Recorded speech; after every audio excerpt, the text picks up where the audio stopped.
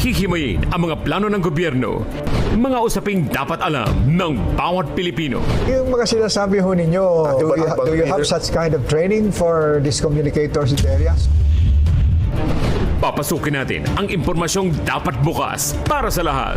Meron ho ba tayo mga early warning systems in place para sa gayon ay mas maging aware ho yung ating mga kababayan na at risk po sa mga natural hazards?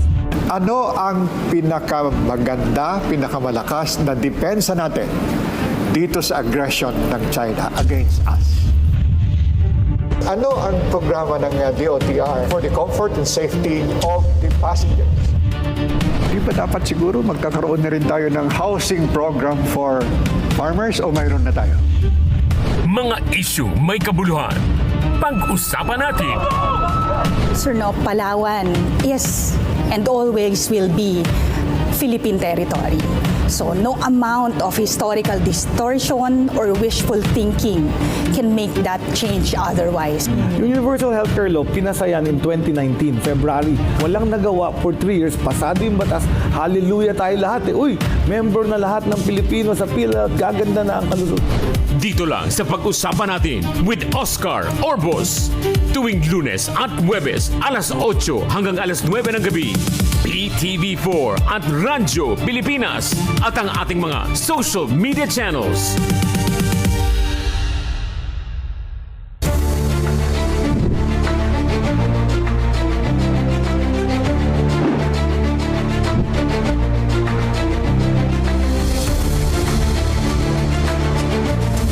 Ang programang ito ay natutuon po sa inyo.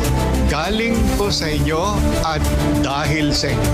Kaya kung anuman po ang dapat nating harapin na hamon, tayo po ay magsama-sama at pag-usapan po natin ito.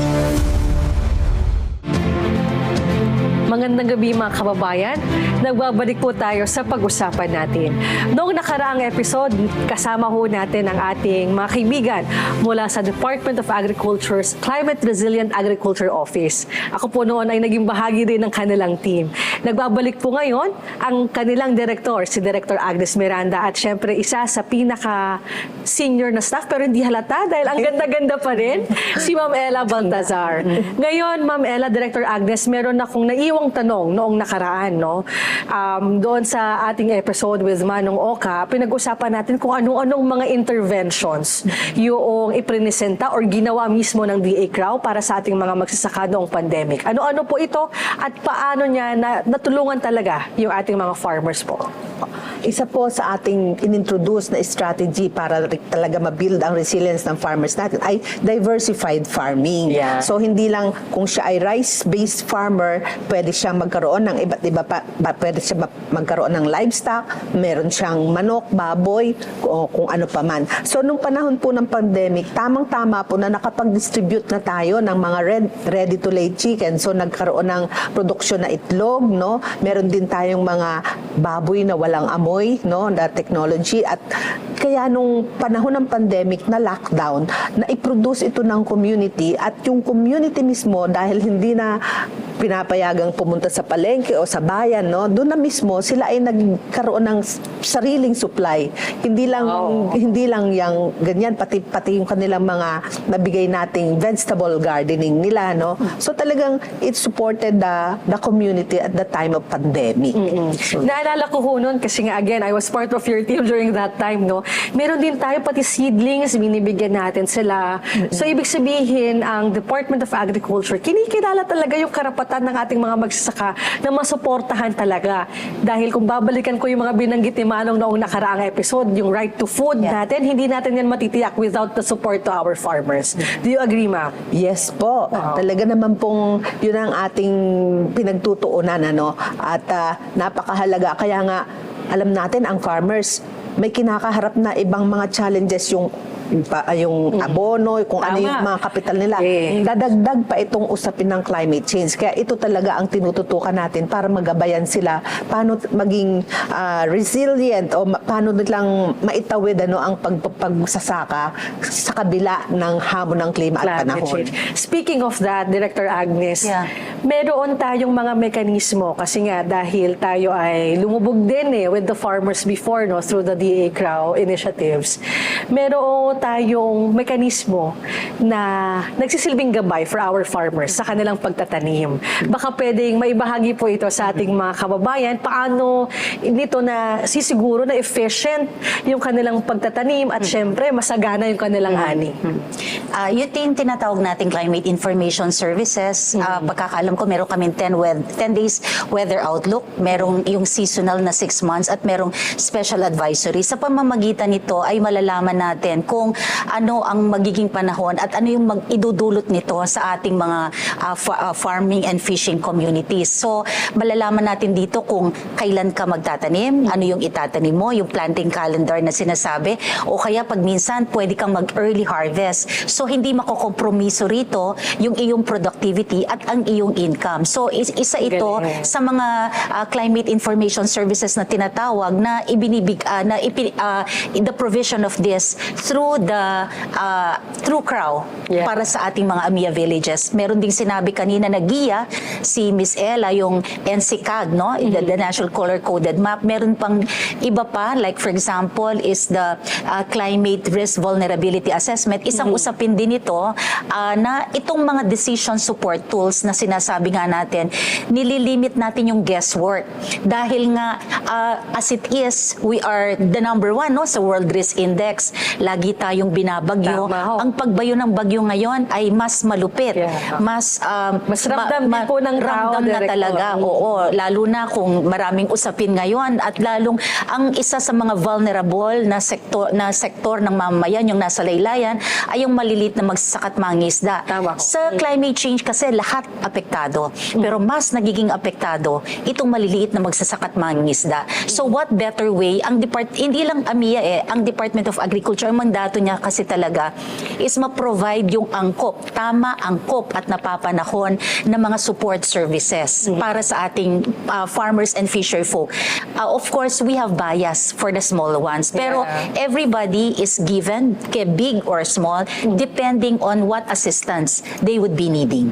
Actually, napakaganda po kasi what I've gathered po from your statements, mga ma'am, science-based talaga. Yes. No? Oo. Ngayon po, meron bang members ng team ang DA Crow na ang tinututukan lang ay yung research and development? Because I think that's one important component para ma-ensure na akma pa rin yung ating mga mekanismo na ini-introduce sa farmers. No? Pero balikan ko lang po itong weather outlook natin. Paano po ito napapaabot sa ating mga farmers? Yung iba sa kanila, I'm sure, lalo na po sa mga far-flung communities, walang mga maayos na internet connection. So how do they know itong weather outlook na pinaghihirapan din naman talaga ng Department of Agriculture na ibigay o ipresenta sa kanila? Actually po, itong sinasabi nating CIS, Climate Information Services, kaiba ito doon sa binibigay ng Pag-asa, no? Yes. Yung Pag-asa will tell us what the weather will be. Ito naman ay binibigay namin what the weather will do in your operations. Yeah. No? So, bibigyan kayo ng advisory kung anong dapat. Kung ganito ang ulan, anong dapat nyong gagawin sa inyong bukid.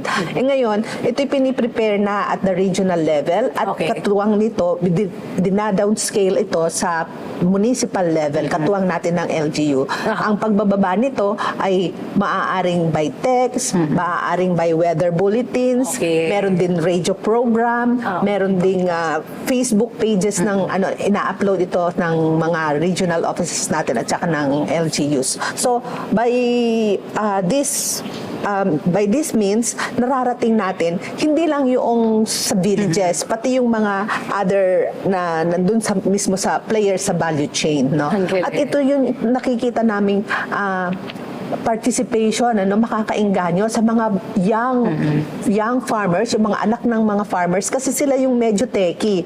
Yung mga farmers natin, medyo hindi na ganun kaano sa technology. So, ito yung tulong ng mga young kabataan natin para mailabas ang Kumbaga, mga pag-guide information. din nila no, yung kanilang mga magulang o kanilang mga kaanak, no, regarding the weather outlook. Yes. Ngayon naman, I think one important thing to note, nabanggit din ho natin sa nakarang episode with Manong, yung pag-perform natin ng mga cooperatives.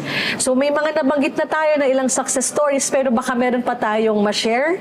Halimbawa, kooperatiba na puro kabataan o mga kooperatiba na puro kababaihan. Ano-ano po yung mga klase ng produkto na kanilang inintroduce or napoproduce at paano ito nakatutulong para yung mga enterprise nila talagang lumago and eventually, no, kaya na nilang isustain yung kanilang mga sarili. Sa dami ng ating AMIA villages, marami ang ating women groups, no. Wow. Talagang may mga women's groups diyan, no. Ang livelihood ang una nilang base, no. Yun yung itlog, no. Yung sa pagbigay natin ng ready to lay chicken, yung ducks, no, na nagkakaroon ng itlog, pinaprocess hanggang sa maging balot, no, or salted egg, no. Yan yung mga enterprise na readily na gagawa ng ating mga women's group, women's farmers groups. Yeah. So you really help them out to look for markets also, to look for buyers also, no. So para sa ating mga kababayan, ganun po komprehensibo yung ginagawa ng ating mga kasamahan, ating mga kaibigan mula sa DA Climate Resilient Agriculture Office. Ngayon naman, kung gusto po nilang mas maging maalam tungkol sa DA CRAW at AMIA, saan sila pupunta? Ano po ang inyong Facebook page? Ano po ang inyong official websites? Miss Ayala. Alam ko may Facebook page. Ang aming pong Facebook page is Adaptation and Mitigation Initiative in Agriculture. Medyo mahaba po, no? Pero search nyo lang po yun, ay lalabas na yan sa Facebook. Yan. So doon natin makikita po mga ma'am siguro, no, yung initiatives sa lahat ng mga rehiyon. Ngayon, speaking of which, gaano po kahalaga yung role ng ating mga regional field offices?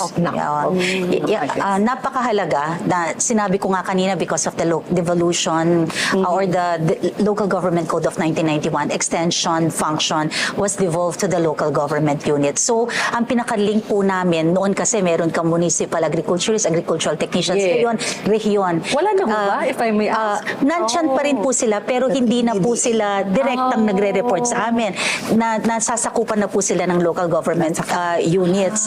So, ang ano po ngayon is talagang kailangan makipag-ugnayan kami talaga sa kanila. Kaya critical po yung regional field offices namin. Kung meron kaming unang frontliners na kailangan i-train, ito po sila. And then, sabi ko nga, local government units. The local government units sa ating mga farmers and fisher folk. At kailangan din po nating isipin na yung inisyatibo pong ito, hindi lang po, for example, ang Department of Agriculture. Sa value chain, kalahok din po natin dito ang pribadong sektor. Dahil sila po talaga yung catalyst or the engine of growth. Ang kapital, limitado, alam natin, sa gobyerno. So, kailangan nating mamultiply yung resources na meron from the government, both national and local, at yung pribadong sektor sa pagpapatupad ng value chain approach. Sabi nga ni Ms. Ella, production, tapos meron tayong processing at consumer. At lahat tayo po ay farmer or consumer po tayong lahat. Tama ho, in one way or another. Mga ma'am, ang dami na po nating pag-uusapan. Mas palalimin pa po natin yan sa pagbabalik ho ng pag-usapan natin. Ngayon, speaking of which, ma'am, halimbawa, gusto ko ng produkto na produce ng isang organization or kooperatiba sa AMIA Village. Kaya ko bang kumuha o bumili ng produkto nila kahit taga rito po ako sa Metro Manila? Off-cam, we're talking about your focal persons, your AMIA focal persons per region. So, paano ito different sa ating RFOs? Anong kanilang tintutukan? Ano yung saklaw ng kanilang mga gawain?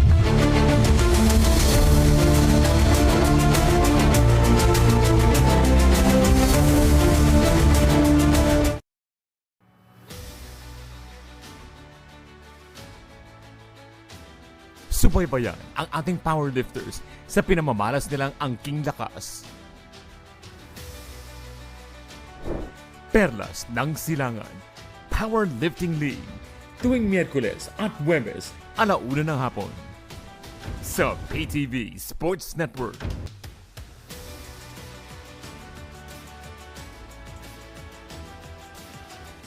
PTV Consumer Watch, bantay presyo sa gasolina.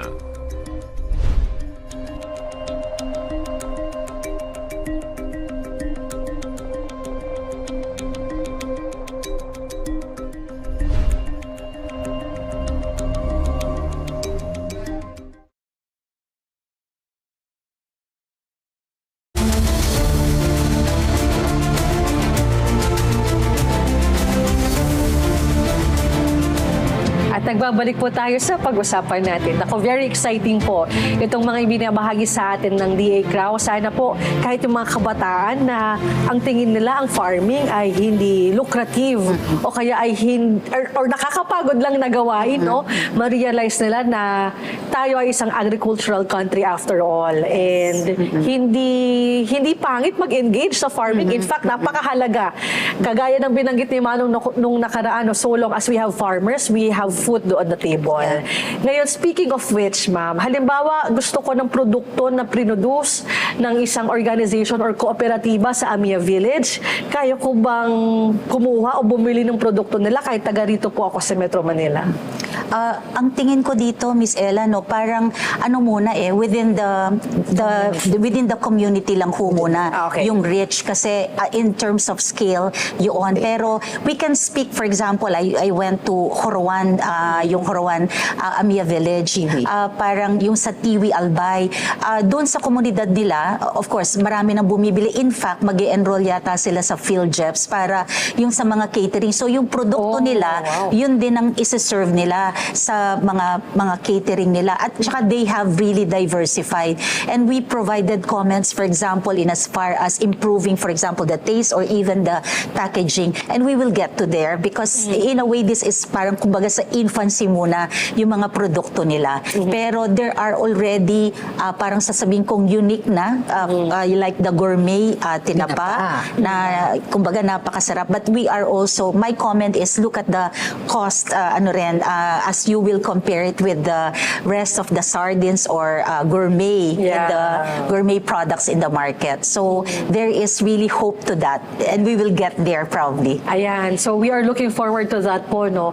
Ngayon naman, we are talking about the things that you're championing, your victories. But I'm sure, bago maging successful talaga yung ating mga magsasaka sa Amia Villages, may challenges din tayong na-meet on ground, no?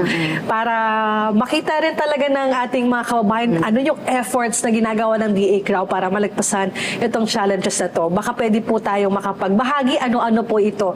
Usually, halimbawa, kasi I'm sure hindi lahat ng farmers agad merong na-form na cooperatives. Meron ding mga nangangailangan pero individual sila. No? So how do we go about it? Paano po natin sila tinutulungan pa rin? Isa yung, of course, yung pagporma ng kooperatiba, meron tayong CDA for that. Pero yung challenges, marami ito. Lalo, katulad ng mga risks and hazards, these are challenges. Capacities is another one. Of course, financing or funding is another. Do you have financing mechanisms po for them? Or do you link them halimbawa with land bank? Meron naman credit facilitation. Meron din, for example, insurance, kung tatanungin natin yung mga risk transfers, basta lang sila nakarehistro sa RSBSA or Registry System for Basic Sectors in Agriculture, makakakuha po sila ng, makaka-avail po sila ng insurance. When we speak about challenges, it's all of these things and then they are also heightened because of the pagbabago ng klima. Kaya nandito kami para in a way i-address at ma-minimize yung mga challenges, ma-minimize yung mga loss. We cannot eliminate this kasi but minimize, and then we want to ensure that meron ding yung productivity nila hindi na-compromise at nandyan pa rin yung kita. So ani at kita ang aming ang goal natin ang for goal the natin. farmers. Opo. Ngayon, Miss Ella, off-cam, you were talking about your focal persons, your AMIA focal persons per region. So paano ito different sa ating RFOs? Anong kanilang tintutukan? Ano yung saklaw ng kanilang mga gawain?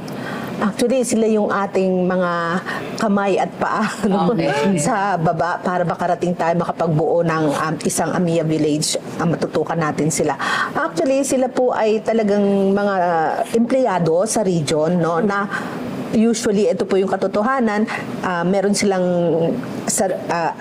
assignment, pero nadadagdagan ng assignment dahil nandito kami na, Opo. na Tutok talaga. tumututok din sa kanila. No? So, napakahalaga nung ginagawa nila dahil sila yung aming tao sa baba, frontliners sa baba. No? Opo. Ngayon po, nabanggit din ni Director Agnes nung nakaraang episode yung ating assessment, monitoring and evaluation po. Kasi one thing na nakapag-provide tayo ng assistance one thing na nakapag-produce sila. Pero how do they sustain? Sustainability is really also a challenge if I'm not mistaken. No? So how do we do our assessments? Paano natin nasisiguro na halimbawa po, meron na tayong AMIA villages as early as what? Anong taon, ma'am? 2017. 2017. Na yung mga villages natin ng 2017 up until now, 2025, up and running at mas dumago. How do we ensure that? Paano natin sila ina-assess? Mayroon in a way regular na assessment na nangyayari sa na pinamumunuan ng CRAW, yung mga mid-year assessment, merong year-end assessment. Paano Bukod po doon, nagtitipon-tipon po ba nagtitipon-tipon kayo? yung mga RFOs. Meron of course yung format na ipe-prescribe namin at sasabihin natin kung ano na yung mga kalagayan, both physical and financial targets. Bakit nagkakaganito? Ano yung mga success stories? So it's being shared. What are the challenges? The challenges may be common. So we find solutions to these challenges. And then meron ding panaka-naka na pagbaba sa mga rehiyon para makita nila kung nasaan na sila ngayon. So pag minsan kasi not all regions will have the same, of course, experience. So these are the things that we in a way take care of, or we wanted to find out kung ano-anong mga to. At gusto ko lang ma-highlight dito, Ms. Shaira, sabi mo nga 6 months ka sa CRAW, maliit yung pondo ng CRAW. Ang gusto lang talaga namin dito is, of course, it's also a means for partnership within the department and partnership outside. And we are, in a way, ito, nasa usapan, na ina-adapt na rin yung AMIA Village pathway o approach ng DSWD sa kanilang pagkilos program. It's a World Bank funded na project. Paano po siya nangyayari? Paano nila na-adapt? Nakipag-ugnayan sila sa amin at tinanong nila kung paano ano yung AMIA pathway. At isa dito sa talagang very interesante sila doon sa ating mga decision support tools. Isa rin yun. Pangalawa, yung Department of Agrarian Reform para sa kanilang agrarian reform beneficiaries. And in fact, isang pribadong sektor ang CARD. It's a microfinance institution. So, pa lang po, meron na kayong private partners. Opo, na nag-a-adapt. Actually, hindi naman partners, pero they are in a way, naging interesante sila para i-adapt kung paano namin ginawa doon sa AMIA. So, it has already transcended the boundaries outside the Department of Agriculture. Right, that's very good to know because halimbawa kung lalabas tayo sa usapin ng agrikultura, climate change itself, we cannot address it ng isang ahensya lang yung gagawa. We have the CCC, of course, no? But we really need the whole of government, well, whole of community approach kung isasama po natin yung private sector, lalo na po sa usapin ng agrikultura. Actually, napakarami pa po nating mga pwedeng talakayin, no? At maraming salamat po ulit sa inyong pagbabahagi. Magbabalik po tayo dito sa Pag-usapan natin.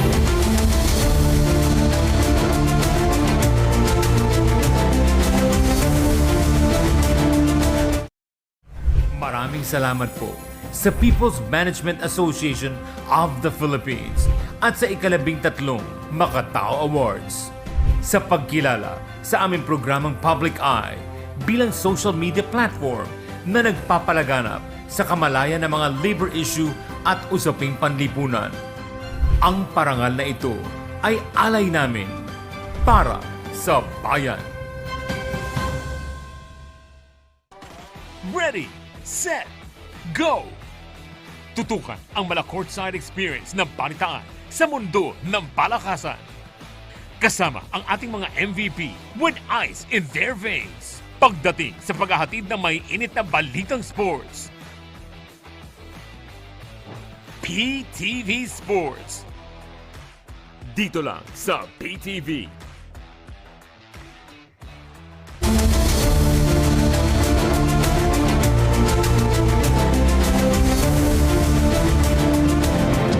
nagbabalik po tayo sa pag-usapan natin. Ngayon, Director Agnes, off-cam, we were talking about paano pa kaya ma-address itong concerns natin on climate change and of course, on climate-resilient agriculture. No? Para sa ating mga kababayan, gusto ko lang ibahagi, no, since I've been with the office, magandang mabusisi natin yung Facebook page ng AMIA. I think your regional offices or yung AMIA villages ninyo, meron din kanilang mga sarili. Yes. Magandang makita para matunghayan natin kung gaano ka-komprehensibo talaga itong tulong at nakaka-excite once you know na empowered na yung ating mga magsasaka and they were able to really maximize their yung kanilang mga ani and even the profits kung enterprise na sila, no? But before we are able to be successful dito sa ating endeavor sa AMIA and of course sa DA CRAO as an office, no?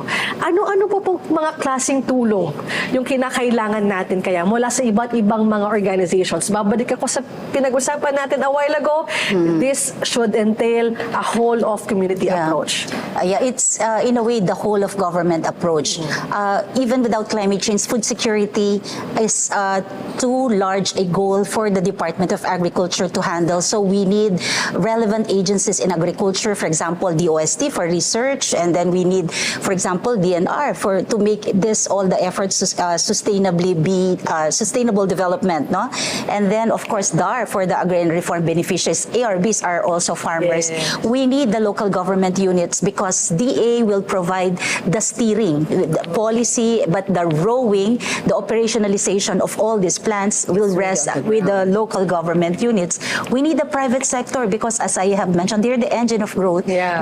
We have limited resources. We need the SUCs, the academe. So you need the whole of government, the whole of society for us to be able to achieve food security and ensuring that there is really climate resiliency in how we do things to sustain and to feed the nation actually. Tama. Actually, palagay ko, just to add, no, Director Agnes, ang tuntungan natin dyan ay yung binanggit ulit ni Manong noong nakaraang episode. Ito ay karapatan ng ating mga kababayan. Karapatan sa pagkain, karapatan na masuportahan yung kanilang produksyon. Dahil again, yung ating mga magsasaka, they are the ones who put food on the table. And without the proper support, gutom ang taong bayan. Ito ay isang karapatan after all. Ngayon muli, pinasasalamatan po namin kayo ni Manong Oka, Director Agnes and Ma'am Ella sa inyong napaka-engaging na discussion with us at hopefully marami pong natutunan yung ating mga kababayan, yung ating mga manonood mula sa ating 2-episode special with the DA CRAO. At this juncture, we are going to ask for your messages, mga ma'am, sa ating mga kababayan, sa ating mga magsasaka, sa ating mga kabataan. Siguro in line with the National Climate Consciousness Week, yung panibagong kilusan para sa klima at kinabukasan, lahat ng ginagawa ng DA CRAO ay para matugunan na ang natatamasa natin ngayon ay matamasa pa ng ating mga future generation. So para sa klima at para sa kinabukasan nating lahat. So siguro yun yung pwede ko lang ma-share in line with the National Climate Consciousness Week. Ayun. So ating i-promote yung itong gathering na ito, itong Consciousness Week na ito. Kayo po, Ma'am Ella, meron po ba kayong gustong ibahagi rin sa ating mga kababayan? Lamang po, ang ating laban ay hindi lang para sa ngayon, no? Ang pinaglalaban natin ay para sa susunod na henerasyon. Tama. Kaya po kami ay naririto, no? Para sa ating mga magsasaka, mga mangingisda, no? At para sa kanilang susunod pang henerasyon. So, nandito po kami para tumulong, no? Na ma-empower ang ating mga magsasaka at mangingisda. Pagbibigay natin ng hindi lang yung tangible na interventions, kundi yung kaalaman, no? Kaalaman at suporta kung paano nila gagawin. Alam mo, maalam naman na yung mga farmers, no? Kaya lang, we have to give them the support, no? Like, kung kailangan nila ng puhunan, no? Kung kailangan nilang matuto paano gumamit ng ganitong teknolohiya, kung saan nila dadalhin yung produkto nila, no? Ililink natin sila. At sa dulo, kahit na gaano kalaking kaganda o bago yung technology, kung talagang dumating ang dilubyo, meron silang default na insurance or anumang climate risk mitigation na sasalo no, sa kanila. So yun yung papel ng gobyerno na ilagay yung mga suporta na yan para pagpatuloy ang ating produksyon amidst climate change. Galing, ang husay. Muli po, maraming salamat mga kababayan. Natunghayan po natin ang ating mga kasamahan, ang ating mga kaibigan mula sa DA Climate Resilient Agriculture Office, sila Director Agnes at Miss Ella.